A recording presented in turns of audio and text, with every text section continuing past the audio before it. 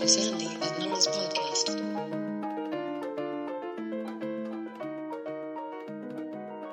Hey, Nora. Hey, Sandy. Oof, what a week.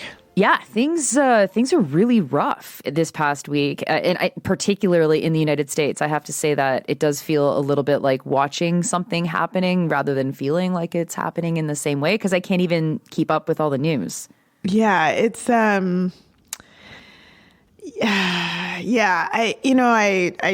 don't know that I have real words to say. And it's weird to keep running out of words over like this thing that seems to keep repeating itself over and over and over again. And I realize as I'm saying this that I could be talking about so many different things, you know? Yeah. I was going to say, like, maybe you should say what you're talking about. Well, people should just assume that I'm referring to all of it. But I mean,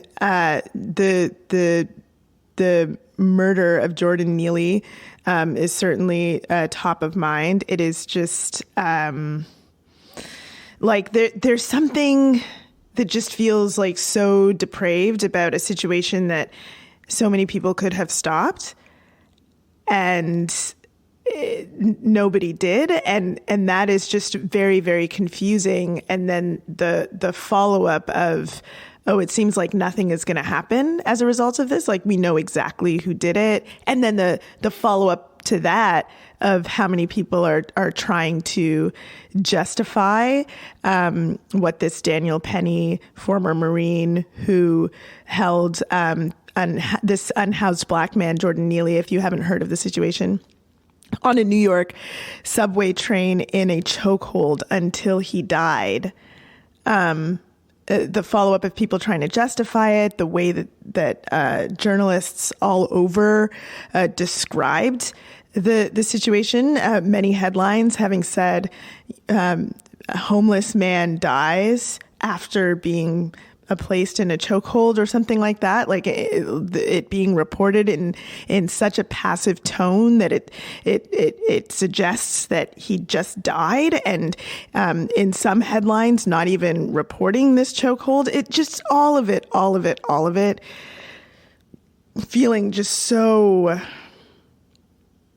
It's just so bizarre to have this happen over and over and over again, and not knowing what to do with one's feelings around that. All of the mass shootings that happened this week as well. The continuation of stories that you might hear about people who need abortions and what they go through to try to get. It's been just such a fucking tragic week. Yeah, it really has been. And, when I said that it's hard to even keep track of some of this stuff, I find with the mass shootings in particular, all I'm seeing, because it's on Twitter, is it's like they're told through Twitter kind of lenses or filters. So seeing more about people trying to protect other people from seeing videos that happened during these attacks. So obviously the video of Jordan Neely being killed, the video of children being shot and killed in, I'm not even sure where. I don't even know what state, in malls or whatever across the United States. Texas, Atlanta, like you could just pick. Right. At this point. Yeah. And it's like, obviously the United States is a country in decline, but to see the war that the imperial nation waged around the world come home in such a horrifying way, and in a direct way. I mean, someone who's a literal Marine killing someone in front of everybody on the subway. I mean, it's so inexplicable. It's so horrifying. And I agree with you. Like the fact that no one jumped, like no one even tried to plead with him to stop. I don't know if someone could have stopped it. I would imagine someone probably could have stopped it.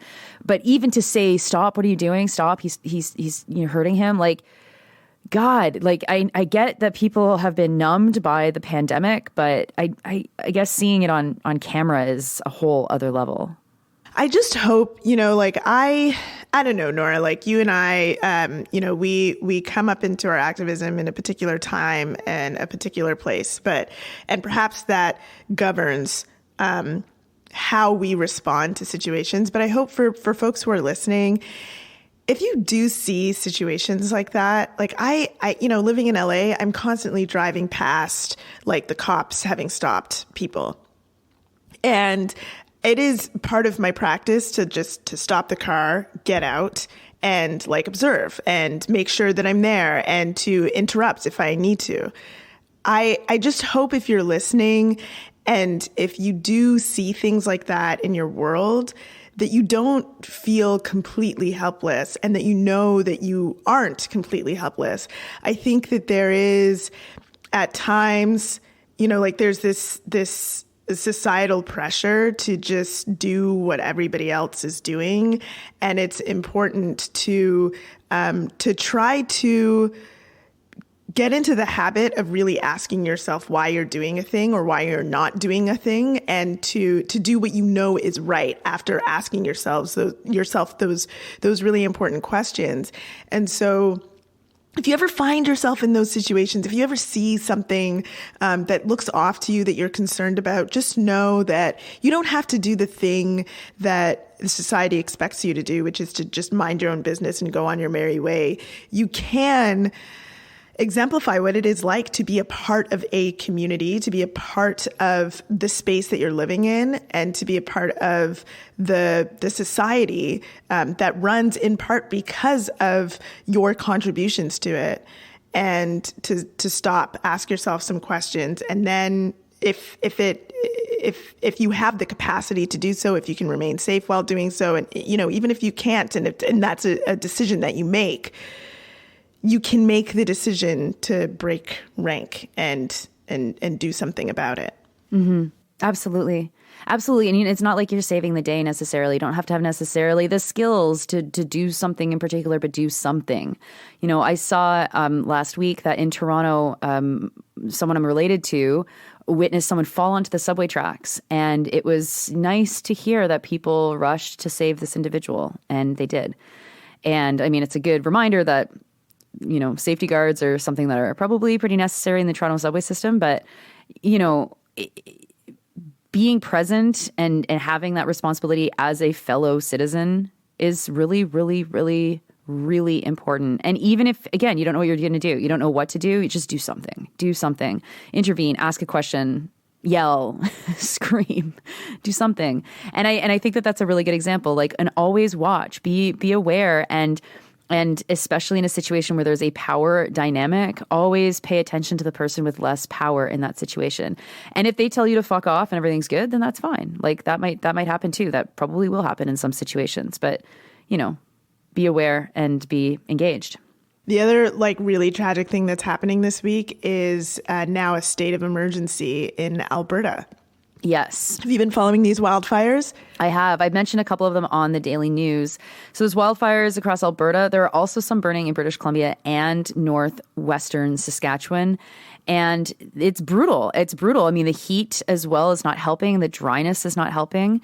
And it's like another welcome to wildfire season. And I mean, the fact that it's coinciding with this election that I know that no one feels good about is kind of apocalyptic. Yeah, it's fucking terrible. And I just, if we have any listeners who are affected, like, oh my God, fuck. This is just like, fuck it. Again, like I'm like kind of out of words for all of the things that are happening. And this is also the climate crisis, and it has to be discussed in those terms. And fuck. Yeah. And, all of these things, as important as they are, we're still going to talk about something as frivolous as the monarchy today. Yes, we are. But before we get there, I do want to say a little something about last week's episode. We had a lot of engagement on it, so thank you for all of the feedback. I have noticed that there is some discussion on Twitter, probably from people who didn't listen to the episode, I'm assuming. But I just want to be super clear about what Nora and I were talking about when we were talking about safety and the difference between being safe and feeling safe. Some people have interpreted that distinction as us critiquing the idea of a creation of safe spaces or the creation of safety where people can, feel safe in their identity, and have interpreted that as us saying that, or us suggesting that that's not real safety. That is not what we were talking about. That's another type of safety that is absolutely real. But what we were talking about, I think is pretty clear from the episode if you were to listen to it. So just in case you were perhaps seeing some of that commentary and you haven't listened to the episode as yet, I just want to make clear that, what we were talking about was not trying to suggest that the safety that people try to create in terms of spaces for people to live out who they are, that is a real form of safety. That's right. Yeah. Also, we've got a couple of announcements to make and some gratitude to give out, and then we'll explain why the hell we're spending any time talking about the monarchy. So you will remember last week, we said we would be in Montreal, and we will be in Montreal. I have the pleasure of being there, I think, 300% longer than Sandy, if my math is correct. But Tuesday night, we want to invite you out and hang out. Tuesday night, we've picked the worst location, so you're going to have to come and shut up about how bad the location is. We're going to be at La Cage au Spa, which is by the Bell Center, so don't go to another Cage. It's Cage, if you're wondering what I'm actually saying right now. The word's Cage. We just needed a place that would be big enough and that we didn't have to have a reservation and that would be central enough and close enough to the convention that it'll work. So we'll be at La Cage. Sandy, what time are we going to be there? Wow, you're making me do this? I mean, no. Okay, Look. we'll be there at 9. I'll be there at 9. Me, personally, this is Nora talking. I'll be there at 9. And I'm going to do my best to be there as soon as I can. Currently, the way that my flight situation is working, I will probably not be there at 9, but I'm going to do my best to see if I can get there for 9. This is Sandy, who was like, oh my God, we have to invite people over, like hang out. It's going to be amazing. Tuesday night, yes. And then, because she's on Pacific time, she's like, oh, 9, that's like 6. That's perfect. 10, it's like 7. No problem. So, sorry if that's too late for you, but this is just a little thing, and we're going to hopefully have a little bit of fun. And so that is this Tuesday. That's tonight. That's freaking tonight, because the episodes are released on Tuesday. Oh, my God. So tonight at 9 o'clock. Yep, I'll be there, and Sandy's literally on a plane right now being like, I'm gonna be late. That's entirely true. Yes, so see you on Tuesday if you're able to make it, and I'm sure we have some people to thank also. We have a couple of people to thank. Yes. So thank you so much, as Sandy said, for the engagement last week. That was amazing. It was really cool to see people talking about the episode. And, if you got engagement for us this week, that'd be great too. Whatever, let's talk. Let's have a conversation about the king, our new glorious king. But this week, thank you so much to Nat LWJS3. Thank you for that name. And Mireille, thank you so much to you three and to everybody that donates to us every week and whose names we don't always say. Of course, you want to change your donation up 5 cents, down 5 cents to get a shout out on the pod. Just do that and we'll shout you out. Now, just a couple more announcements before we get to the fucking monarchy. Okay. So, Nora. Oh. Guess the fuck what? I don't know. Did you just change your flight in that little 30-second interlude? No, shut up about the flight. We have had, since we joined the Acast network, which was about 2 years ago. Yeah. Over 1 million downloads. Oh, yeah. Oh, my God. And it's so funny because we hit that landmark a while ago because, of course, we have only been on Acast for 2 of the 6 years that Sandy and Nora have been on the air. But that's amazing. 1 million downloads in 2 years. Were you surprised when we got that little note? I kind of was. I was like, what? Okay, let's go. I'm into it. 1 million downloads. Thank you all so much for listening to us rant all the time, every week, and for supporting the daily news episodes, and just supporting this podcast and for supporting us. It's a labor of love. It's fun to do, and we're really glad that you join us every week. We love it. We're so glad. And then folks will know that, of course, I'm taking this week off from the daily news. If you feel like you're missing something in your soul, let me know. No, you don't have to. You don't have to. But hopefully you'll get enough Sandy Nora from today's episode. But we do have a bit of a vacation to announce for the next couple of weeks of this podcast. Yeah, so you'll hear back from us when we're coming back. It won't be very long, but we're just going to take a little, a little beginning of summer break. Yeah, let's just say that Sandy's doing something unbelievably cool and can't tell you. So that's cool. That's exactly right. But the daily news will be back. So you'll get your daily 10-minute dose of news every day, and no Sandy and Nora until we'll be back in a couple of weeks. We'll let you know when. So keep watching. I don't know. We'll announce it in a bunch of places. I'll definitely announce it on the daily news if you're super curious. But if you subscribe to the pod, you'll find out when we're back, because it'll be obvious. Okay, so now we've come to it. Okay. We've come to it. And I just want to say my people, I'm quite proud of them. The Jamaicans out there. The Prime Minister of Jamaica did not go to the coronation ceremony. He was like, nah. And not only that, Jamaica started having even more discussions about making a decision to leave the monarchy. So I'm feeling really great about my peoples. That's nice. I mean, I got to shout out the Quebec National Assembly, who also passed in a unanimous motion calling on Canada to send 0 people to the coronation. We love it. I love that. Oh my God. Yeah. But so Quebec, Jamaica, where's Canada at in this? Oh, Canada's got fucking Charles's boot down to the fucking sternum inside of their mouths. That's where Canada's at. Ew, gross. I hate that. Thanks. Okay, so how can we have started this episode with some incredibly important and heavy news and pivot to something so frivolous and ridiculous and then claim to you all that we're serious people? I think that it is so necessary for us to take this moment to talk about the monarchy, because as much as they're a complete joke, and obviously they are, and as much as Queen Elizabeth, who's everyone loved her and was married to her cousin, and they had the same great grandmother, and they're related to the Russian king and queen that got killed by the people. There's a lot of stuff that's kind of cool, I guess, about them. But this is the first time in more than 70 years that there's been a coronation.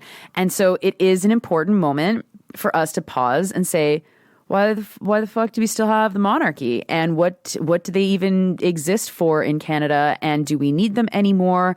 And why, I mean, this is the most important question, why are our politicians so absolutely dead set against even considering moving away from the British royal family? Yeah, that part I really don't understand, because it's actually people have done polls, right? Everybody knows, it's actually unpopular. Nobody supports this shit. Of course, there's a few weirdo, fucking Canadians who are just yeah, I guess, about this whole thing. But it's pretty popular to want to move away from it. So it's so bizarre that the politicians, with all the power that they have, are so committed to this relationship with this really old, ugly, nothing good about it institution. And then you realize that, oh wait, there's tons of shit in Canada that's super popular that the powers that be don't support, because they are so enamored with, pick your poison, imperialism, white supremacy, the patriarchy, whatever. So yeah, then it all makes sense, Oh, yes, it makes sense for that. I think that this is such an important conversation, because as much as Canada has moved away legally from the British crown controlling things, right? We've repatriated our constitution and went through constitutional crises throughout the 1980s, and there's still some people alive who have scars from that era. But we are incapable in this country. And when I say we, I don't mean us, actually. I don't mean you listening. I don't mean average people. But anyone in power is incapable of having an adult conversation about Canada, and an adult conversation about the fact that Canada is, we say it's on stolen land. That's It's literal, right? Like that means something. Canada is on stolen land very, very literally. When we're talking about the British Crown and the dominion over Canada that they had, and the claim that they laid to Canada thanks to John Cabot. It's not even his real fucking name because he's an Italian. He wasn't John Cabot. But anyway, we call him John Cabot because he claimed Canada for Britain in the 1500s. He landed in Newfoundland and was like, this is Britain. And then that was it. And at the exact same time, you also had France do the same thing. And France was driven by the Roman Catholic Church and something called the Doctrine of Discovery, which has been repudiated by Pope Francis. And so all of a sudden, like, what is the legal basis for which Canada exists? Well, I mean, the Doctrine of Discovery is like now repudiated by the Pope. And so no longer is there anyone out there saying that God himself wanted Canada to be in the hands of, British and French colonialists, which is literally what people would have said for many, many years. Colonialists would have said. But we still have the British crown, and the crown is woven throughout a ton of very important parts of the Constitution, and especially the relationship between Indigenous people who signed treaties specifically with the Crown, with the British government, the monarchy. And that's why we have so many, we have Crown lands, we have Crown is the side of the Crown in treaties and Crown responsibilities. And it's interesting because it's like that, to assume all of that in Canada kind of has to like then undo the fact that there was never anything beyond the colonial dominion announcement of the Brits to create Canada, because the Canadian ruling class is still just the descendants of the people who were first colonizing this place. And I think that puts us into a very sticky spot when we're talking about how the hell do we move forward in this situation.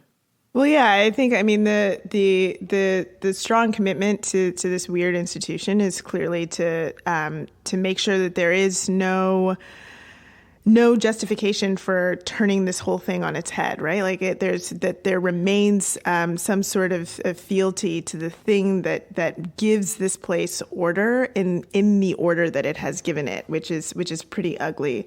And I've seen a lot of, in the last week, first of all, oh my God, all the journalism around the coronation, like, Jesus Christ, like, are we trying to outdo Britain? Like, I don't understand. It's just fucking everywhere. It is really, really overkill. And it makes everything else around, different institutions and organizations' commitment to or stated commitments to decolonization just feel really, really hollow when this very bizarre event that, was protested, like heavily protested, heavily policed in the United Kingdom itself. Like it makes so much of it feel very hollow when you see here so far away where so many people don't support it. Again, these other powerful institutions like the media, which has been used to uphold the colonial system as it exists in Canada, continue their role, even though they would have us believe that they are different. Yeah, they're different. Charles is really different. Oh, I don't mean they are different. I mean that the media is playing a different role than it has in their existence in Canada. They would have us believe that they are different, but they're not, like the way that Canada's mainstream media organizations like fell over themselves to try to beat how many stories each of them could possibly have on the coronation is just, God. It's so pathetic. It's so pathetic. Saturday morning, I woke up and I get Toronto Star breaking news alerts to my email. And I think there were 4 by the time I woke up. And it was like, breaking news, Charles and Camilla have been seen in their car. Breaking news, Charles is walking in Westminster Abbey. And I'm like, sorry, what? None of this is breaking news. I mean, the coronation is by definition not breaking news. Had he, Yeah, I mean, he's been king for a while, you know? Like, it's just the party, you guys. It's that. Like, invitations were sent out. People made plans to get there. Nothing about this is breaking. but it's like breaking news. It's fucking Victoria Day long weekend. Breaking news. Like, there were invitations for this, like, going back months. Like, breaking news, the Queen's dead. Has been dead now for 6 months. Like, it's very, very pathetic. And you know, I was on CBC actually this morning on this panel where they get average people to talk about what they think about stuff. It's the only way that I can really get on CBC and do analysis, because of course they won't let me do actual analysis as a journalist, but it's like awesome. It's great that it's great. And of course, none of us of the three panelists had anything good to say about the monarchy, right? It's just like, yeah, when you're surveying average people, that's what you're going to get, because no normal person cares about this. But it's so enshrined into how loyal our leadership is to the status quo that it's like, you know, I literally make the point that this would be a complicated thing to get rid of the monarchy, because you have to figure out how the role of the crown will be fully fulfilled by the federal government and blah, blah, blah, and constitutional crises and whatever. And then they played this clip of Justin Trudeau being like, well, I don't think with the affordability crisis and blah, blah, blah, and blah, blah, blah, that Canadians are interested in a constitutional crisis. And it's like, this is just a boring script that the government has been able to use over and over and over again since like the last time we actually had a constitutional crisis, which was 1995. That was a long fucking time ago. And between like 1980 and 1995, that was 15 years of very intense constitutional negotiations and discussions, and the repatriation of the Constitution and the creation of the Charter, and then the fighting over the language in the Charter, and then you had Meech Lake, and then you had the Charlottetown Accord, and then you had the 95 referendum. And I mean, if you're listening to this and you're like, what are any of these things? Oh my God, bless you. That's so cute. But of course, you know, I'm sure everybody knows about Meech Lake, right? Meech Lake was really important. But it just seems like, you know, everything after 1995 was like, great, it's settled, and this is Canada the way it will always be. And so let's never, ever, ever talk about the Constitution again. At the same time, you've got the powers under the British North America Act given to the provinces, downloaded through austerity cuts at the federal level, and then more austerity at the provincial level, and things are getting worse and worse and worse. And the Constitution becomes the explanation for why we can't actually do anything in this country that makes any sense. And so I get that there's an allergy to talking about constitutional matters, but as you say, if we're talking about reconciliation cannot happen in this country until we reckon with that. And it certainly cannot happen when Canada has guns pointed at land defenders who are defending land that was never subject to a treaty, that is literally not owned, is not the property of Canada, except that Canada enforces its domain through weapons. And, you know, you're not going to hear an analysis like that on the CBC, even if a couple of us get to talk on a random Sunday morning about the king and his crown. Here, fucking here. Yeah, it's interesting to see that in so many of the states around the world that are members of the Commonwealth, or that are recent states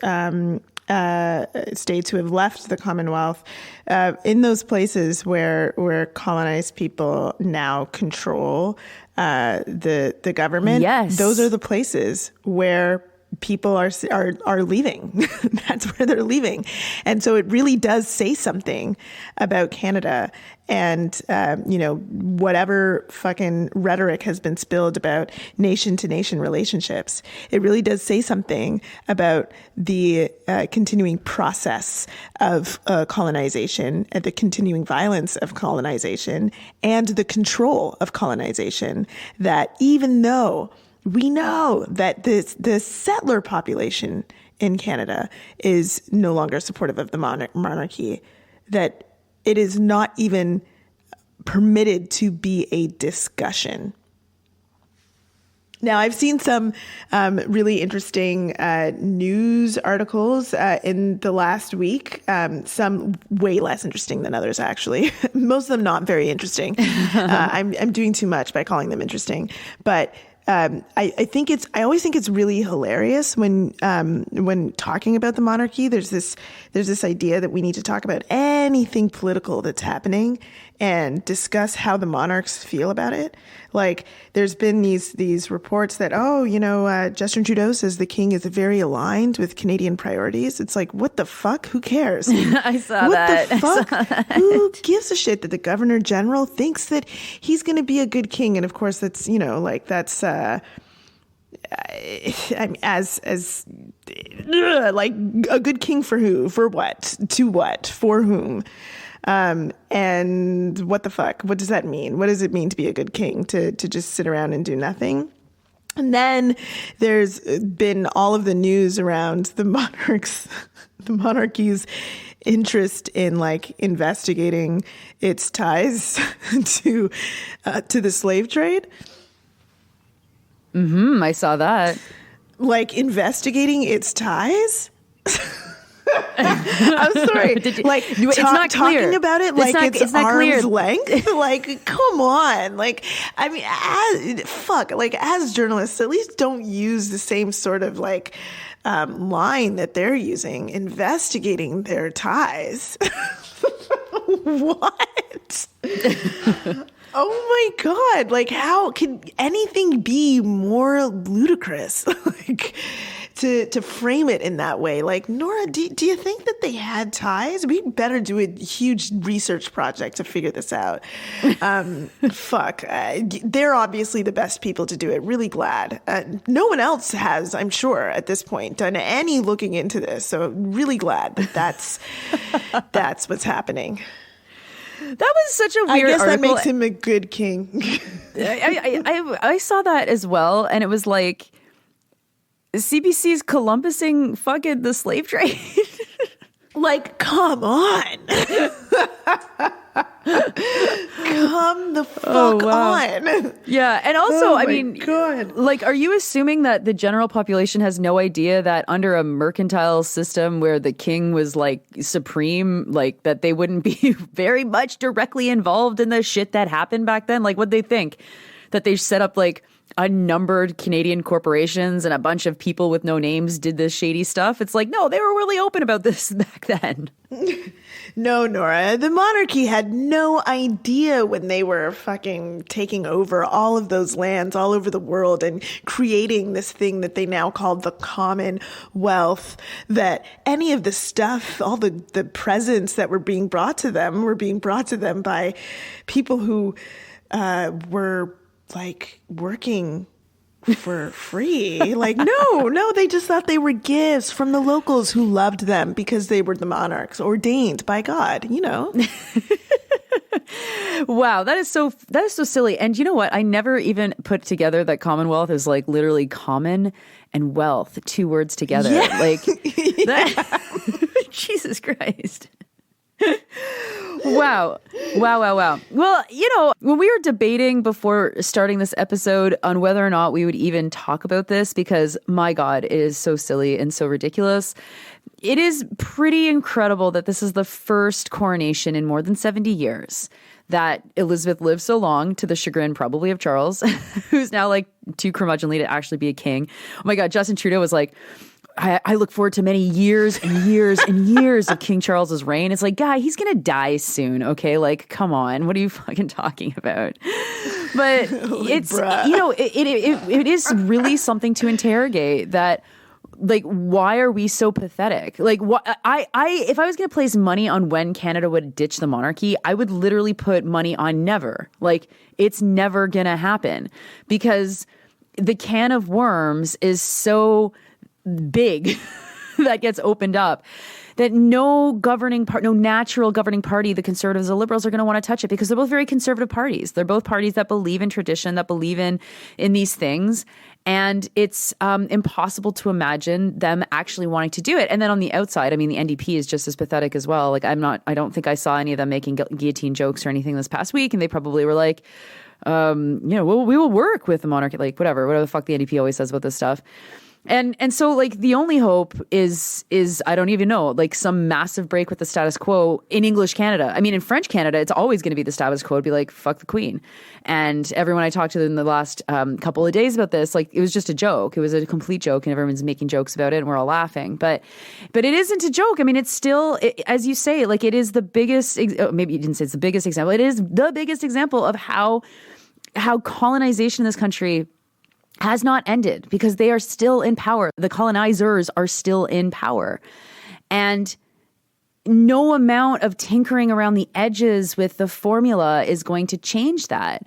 And so the only way that it's going to happen in this country is if there is mass movements that understand that connection between terra nullius and the doctrine of discovery and declaring dominion over this nation and all of the horrifying colonialism and horrifying genocide and horrifying actions that went into that.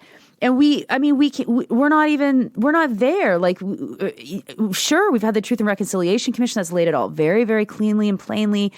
We've had, of course, the investigation into murdered missing Indigenous women, which very similarly did the same thing. And still you'll have people that deny that there was even genocide in this country. I mean, we are truly fucked. Canadians, my fellow Canadians, we are truly fucked up. I'm going to say white Canadians. We are very fucked up people. Yeah, agreed. Co-signing that. And I think that like what I saw a CBC article that discussed whether or not the monarchy would be open to discussions of reparations to the Caribbean. And yeah. And I just, like even that, like the framing of that sort of discussion as arm's length from a CBC report is weird. Like that actually could be a role that Canada could play if we were willing to have that sort of discussion of getting rid of the monarchy and our ties to the monarchy would be a discussion about reparations that the monarchy does owe to Indigenous people in Canada as well, in addition to the reparations that Canada itself owes. Plus, I really struggle with reparations discussions that are like tied to the nations as they exist today. Like it's like super convenient that, like Canada is Canada, the US is the US, and the Caribbean countries are the Caribbean countries. Whereas at the times that all of these things were happening, everything was much more fluid and everybody was, there were the exploiters were benefiting off one another and were benefiting from exploiting people en masse. And it wasn't quite so separated. And I do believe that reparations discussions should be discussions that are held in a manner that reflects how people were exploited, which means that the monarchy and the United Kingdom owes a great lot to people, not just in the Caribbean, but in Canada, in the United States, and in places all over the world as well. And that should be a part of the discussions that we are having. And we shouldn't be having those discussions as, oh, look at those people over there. Will that monarchy over there, which is how we discuss it when it's convenient for us to discuss it that way. Will that monarchy over there, not the monarchy that we're all a part of, but that monarchy over there, make good on the bad things that they did in the past to those people over there, when the discussion is far closer to home and should be acknowledged as such. Mm-hmm. Yeah, and this is where the general illiteracy of history and the general illiteracy of sociology of how society has grown to evolve in the way that it has is such a huge problem, because it's like we assume that things have always been the way that they are and we have no concept of history before like 2010. And look at something like the housing affordability crisis and places all across Canada that politicians want to build, right? So one of the big fights, of course, is Doug Ford and the Greenbelt. And the Greenbelt is an area that goes around the greater Toronto area that has got very fertile land or whatever. But like, if you read into how land was given out and how the treaties were so quickly ignored by people in power, it's pretty amazing. Like Southern Ontario, which is arguably I mean, aside from the boom and bust cycles of the tar sands, but Southern Ontario is like the economic engine of Canada. It's very expensive. It creates, there's a lot of manufacturing, or there was, and whatever. All of that land was just parceled up and like handed out to colonial people, like to the people connected to colonial governments. And then they sold it down to whoever probably worked the land later on. But if you look at throughout the 1800s and how these pieces of land were parceled up and packaged out and given in patronage thank yous to the brothers and the uncles and the cousins of the people who were in power, all to serve a colony. Like none of these people had nation building aspirations in the way that like existed certainly in the United States. If you look at like the rebellions of 1837, like it's pretty amazing to see how they were all cut from the same cloth. Like it wasn't exactly radical stuff in Ontario, but they were still fighting against this corruption, this patronage that ends up becoming so embedded in the Canadian system that we barely even see it, and we certainly don't talk about it anymore. So here we are today. We've got someone like Doug Ford who's empowered by money that is being made off of the purchasing and selling and purchasing and selling and purchasing and selling of this land that can you go back to it ever being fairly stolen, fairly bought, fairly given by the people who had lived there and here for time immemorial? Probably not. And that has just created the current crisis that we're in terms of how expensive it is to live in this province, in this country, and wherever you are. And so, I mean, it's complicated if you start to go through those different kinds of layers, but it also isn't complicated at all. And it all flows from the same colonial logic that we have still not broken with and are certainly not in a position to talk about breaking with, because we're still so enamored and in love with our monarchy. And instead of breaking with it, you get someone like Justin Trudeau, who's like, well, we'll appoint an Inuk woman for this position, and Mary Simon will be a symbol of reconciliation because look how far we've come. And it's like, she's great and that she's a great appointment and that's fine. But it's like, what? Whoa. Wait, like what's under the carpet here? Holy shit, there's so much death and destruction and bad shit that's under this carpet. Can we deal with that? Can we deal with this? No, of course not, because everything is about appearances in Canada, and the old politics that form the foundation of everything, of how our provinces and how the country came to be, they're all still there. They're all still very much present, even if we refuse to talk about them or acknowledge them or understand how they play in the present day. Here again. Did you see the weird interview that Princess Anne did with Adrian Arsenault? I did not. Oh, you didn't? No. I was hoping you were going to say Prince Andrew, because that's another guy that's been kind of absent in the Canadian coverage in all of this. How nice are we to do that for the pedophile? But no, Adrian Arsenault has this conversation with Princess Anne where she's like, hey, so heard the monarchy is interested in looking into the ties to slavery. Like, cool, like, say more. And Princess Anne's like, did we say that? That's probably some media spin. No. Yeah. She's like, that's probably some media spin, and like we should really be careful about how we think about history. Like the modern context, the contemporary context is very different than the historical context, and blah blah blah blah blah. Basically, sure. To say that like history is history in the past, and it's been so long, which is hilarious. Coming from a princess. like the only reason for your existence is like some like bizarre fixation on a moment in history. Okay. So like, whoa, but it's like so telling. And of course, Adrian Arsenault doesn't really push her to to talk about that, or snatch this what could have been a very embarrassing interview, like snatch that moment to do that. Because of course everything has to be celebratory, right? And she was like clearly trying to give her a moment to be like, wow, yeah, the monarchy has changed. We're all different. Don't forget about all of the racist stuff you've heard about us in the last few years. Like, cause that's clearly what this whole, the monarchy is investigating themselves thing is about. But it's a pretty funny, pathetic, moment that is also really telling about how bullshit this entire thing is. So, yeah.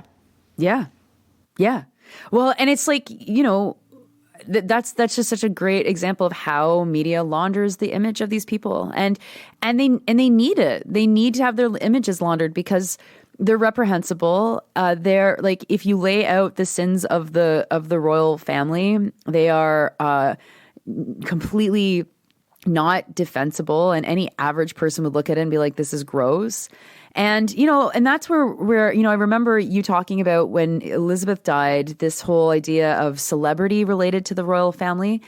And I think that really helps them, because when we're talking about the royal family as celebrity, like how is Charles going to be different than Elizabeth? What were they wearing? Is Camilla going to be the queen consort or the princess? And all of these kinds of things. That's all aesthetic, and it's celebrity, and that's we can talk about that, but when that takes the place of the fundamental issues at play, and then we're laundering their role in the world, we're laundering their role in Canada, we're laundering the colonization that is continuing to happen, and this is the thing too, like as I've been doing the daily news and having to read stories that I'm seeing regularly, and stories, of course, that people are experiencing directly, regularly, the colonial violence in this country is so apparent. And it's apparent if you go into different communities. It's apparent if you're, obviously if you're Indigenous. But for white Canada especially, the work that is done to marginalize that, to hide it, to make it exceptional, or this is, oh my God, it's such a sad story, but this is not necessarily it's not happening all the time. It's so insidious, and it is connected directly to the fact that Canada refuses to interrogate and to atone, frankly, for all of the shit that's going on. And it's very tiresome to hear Mark Miller or Justin Trudeau constantly pretending that things are fine. While, when I was writing the story about the 60 Scoop survivors, I'm getting statements from Mark Miller's office explaining to me how great the 60 Scoop survivor settlement is, while I'm literally getting survivors calling me being like, I'm desperate to know what's going on. I haven't got my money. This is so unjust. This is how my life was destroyed by the state. And they're not even, and it's like, God, like the distance between people in power and people who are impacted directly by colonial violence is enormous. And this is where I start to despair. It's like, God, what is it going to take? Like, how do we organize to knock some of these people down?